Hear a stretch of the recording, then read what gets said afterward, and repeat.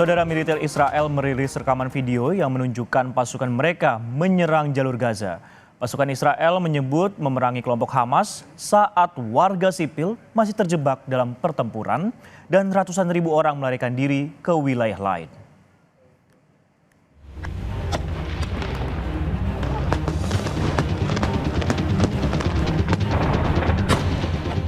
Israel terus melancarkan serangan terhadap Hamas di jalur Gaza.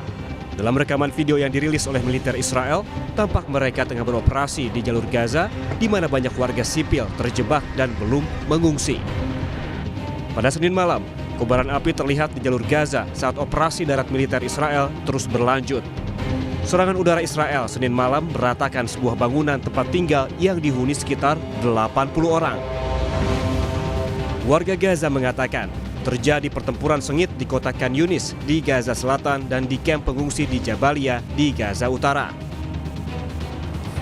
Sementara itu, seorang warga negara Indonesia, sukarelawan Mercy di Palestina, kembali ke tanah air.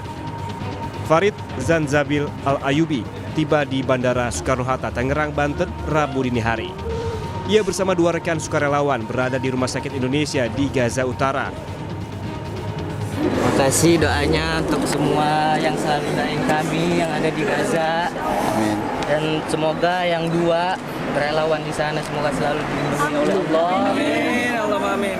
Dan selalu dipermudah langkahnya demi jihad yang insya Allah Palestina akan terbebaskan. Amin, Allah. Hingga kini, masih ada dua sukarelawan Mercy yang memilih bertahan di Gaza. Saat ini keduanya berada di sebuah gedung sekolah dekat dengan rumah sakit Eropa. Sejauh ini mereka berada di sebuah sekolah seperti yang disampaikan Mas Farid dan dekat dengan rumah sakit Eropa.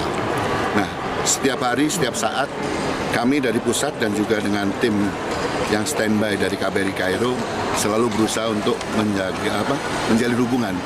Jadi kita tahu updated prosesnya seperti apa. Sehingga sewaktu-waktu kita harus melakukan fasilitasi evakuasi seperti Mas Farid, kita sudah siap at any time. Israel telah terlibat dalam pertempuran sengit di Gaza sejak 7 Oktober. Lebih dari 18.400 warga Palestina terbunuh di Gaza.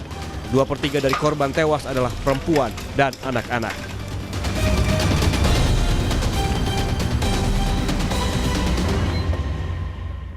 Bagaimana kondisi terkini di Gaza? Kita tanyakan kepada sukarelawan Lembaga Kemanusiaan Mercy, Fikri Rofiul Haq di jalur Gaza. Selamat siang, Mas Fikri, waktu Indonesia Barat. Gambarkan kepada kami bagaimana untuk kondisi terakhir di Gaza secara umumnya saat ini.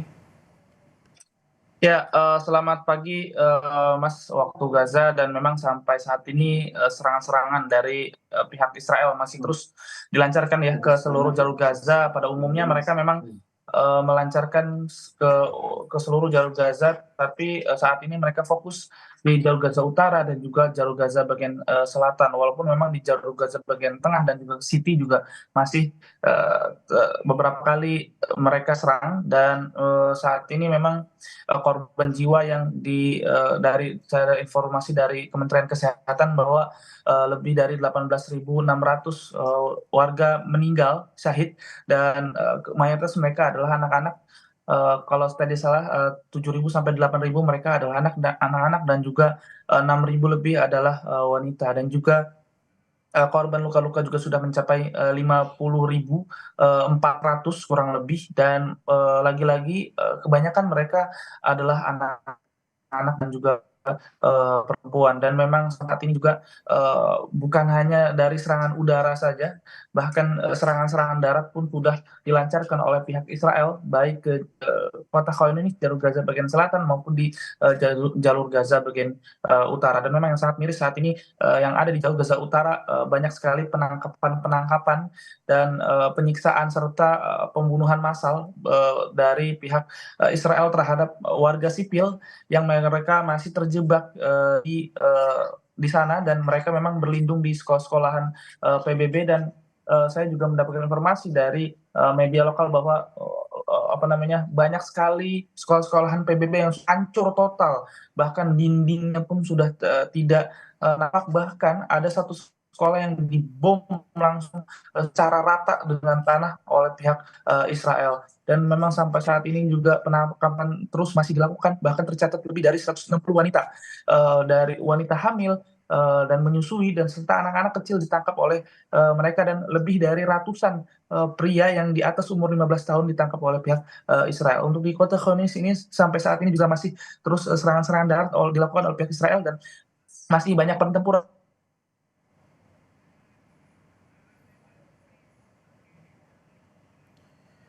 Baik, kami akan coba untuk memperbaiki saluran telekomunikasi kami dengan relawan Mercy Fikri Rofiul Haq yang masih berada di Gaza Selatan. Tadi juga disebutkan bahwa memang serangan-serangan ini juga masih terjadi. Mas Fikri, ini serangan-serangan ini tadi sempat kami highlight ini masih kemudian terjadi. Apakah ini yang menjadi alasan juga untuk Mas Fikri ini mengevakuasikan diri ke Gaza Selatan? Dan bagaimana untuk proses kemarin evakuasinya? Apakah masih terdapat banyak serangan saat proses evakuasi di sana? Iya, memang kami memang tinggal di Gaza bagian utara di Wisma Dr. Jose Rizal yang satu lingkungan dengan Rumah Sakit Indonesia.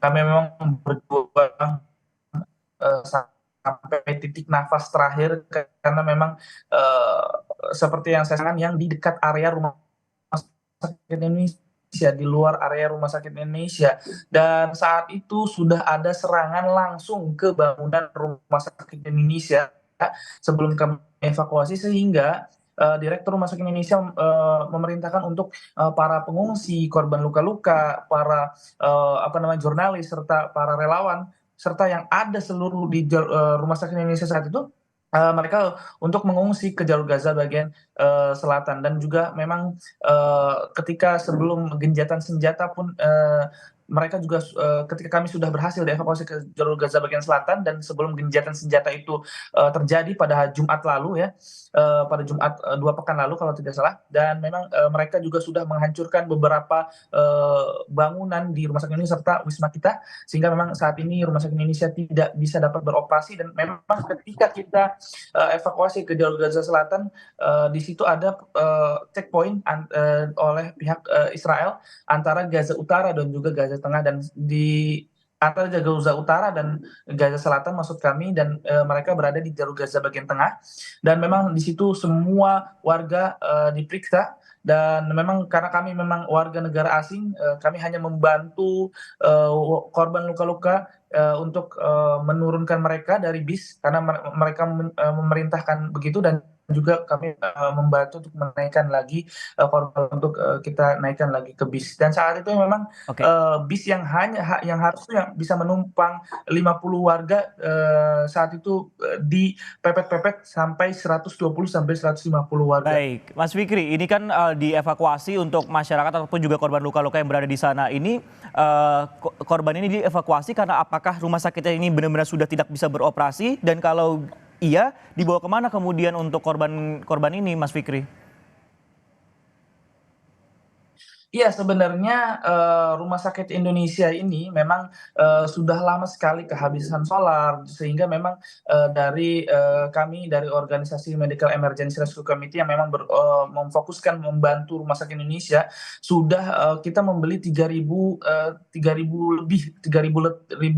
lebih ya liter minyak goreng untuk mengganti solar tersebut, ya, untuk menyalakan generator Rumah Sakit Indonesia. Dan memang sudah berhari-hari sampai hari terakhir pun Rumah Sakit Indonesia masih tetap menyala dengan bukan dari solar namun dari minyak goreng, dan juga beberapa kali kita sudah mengambil obat-obatan segala macam. Sebenarnya kalau memang serangan darat ini memang belum memasuki jalur Gaza Utara, Rumah Sakit Indonesia masih terus bisa beroperasi dengan semaksimal mungkin kita membantu dengan minyak goreng, kita menyalakan generator tersebut, dengan obat-obatan yang terus insya Allah kita ambil, dan paket-paket makanan yang kita bagikan ke tim medis yang ada di Gaza Utara. Namun karena serangan darat sudah, bayangkan saja tank-tank ini udah mengitari Rumah Sakit Indonesia yang hanya berjarak 50 meter, dan beberapa kali mereka sudah menyerang bangunan langsung ke Rumah Sakit Indonesia, serta saat itu menewaskan 12 korban meninggal, dan ratusan mereka luka-luka, puluhan mereka luka-luka, dan juga beberapa kali juga ketika masyarakat keluar dari Rumah Sakit Indonesia itu mereka ditembaki. Artinya saat itu memang ketika serangan-serangan masih di sekitar area Rumah Sakit Indonesia, mereka masih berada di lingkungan atau di taman Rumah Sakit Indonesia. Namun pada saat itu, 10 hari terakhir itu ketika kami kehilangan kontak dan juga, sebelum dievakuasi itu, mereka sudah tidak ada yang bisa lagi di taman atau jadi mereka semua masuk ke dalam bangunan rumah sakit. Sehingga jika memang ada warga yang keluar dari bangunan itu banyak mereka yang ditangkap, korban meninggal pun sekitar hari tidak bisa dikuburkan karena tim medis, keluarga, pihak keluarga juga atau masyarakat juga tidak berani untuk menguburkan mereka karena tentara-tentara itu sudah mengelilingi rumah sakit ini sehingga memang saat itu memutuskan Direktur Rumah Sakit Indonesia untuk mereka dievakuasi ke jalur Gaza bagian selatan. Baik, termasuk juga Mas Fikri sendiri akhirnya juga mengevakuasikan diri ke Gaza bagian selatan. Mas Fikri, ini kini tinggal 2 lagi sukarelawan Mercy yang bertahan di sana setelah kemudian Farid Zansabil ini kembali ke tanah air. Apa sebenarnya yang kemudian membuat Anda untuk memilih bertahan di sana, Mas? Iya, saya memang dari awal bahwa kami akan berjuang sampai titik nafas terakhir seperti yang kita lakukan di Rumah Sakit Indonesia saat itu. Dan yang sangat miris memang saat ini Rumah Sakit Indonesia masih berhenti operasi, sedangkan Rumah Sakit Indonesia perlu ketahui rumah sakit terbesar kedua setelah Rumah Sakit Ashifa ya yang ada di Jalur Gaza. Dan memang Rumah Sakit Indonesia ini rumah sakit pertama terbesar yang ada di Jalur Gaza Utara, sehingga lebih dari 400.000 masyarakat yang tinggal di Gaza Utara ini mereka difokuskan itu ke Rumah Sakit Indonesia, sehingga saat ini ketika Rumah Sakit Indonesia berhenti total, masyarakat pun hanya bisa pergi ke klinik yang memang kalau saya dapat informasi 4-5 rumah sakit kecil yang masih beroperasi di Gaza Utara itu pun sudah dibombardir dan banyak penculikan terhadap dokter dan juga direktur rumah sakit Kamal Udwan contohnya sudah ditangkap. Dan memang saat ini kami memang mengedepankan misi yaitu kemanusiaan, terus membantu semaksimal mungkin sampai titik nafas kami berakhir ya di jalur Gaza, terutama memang selain kemanusiaan juga kami memang terus akan mengupdate berita terkini dan berita fakta-fakta yang ada, kalaupun fakta biar agar masyarakat Indonesia ini mendengarkan fakta-fakta yang ada bukan hanya dari media-media barat, karena ketahui memang Mas juga tahu pasti media-media barat ini sering kali membelokkan berita-berita yang memang simpang siur begitu. Baik, kemanusiaan dan juga informasi. Ini menjadi alasan kemudian untuk Mas Fikri dan juga Mas Reza tetap bertahan di jalur Gaza dan juga bahkan sampai dievakuasi ke Gaza Selatan. Terima kasih telah bergabung di Kompas Siang bersama kami. Salam untuk Mas Reza dan sehat selalu di sana, Mas.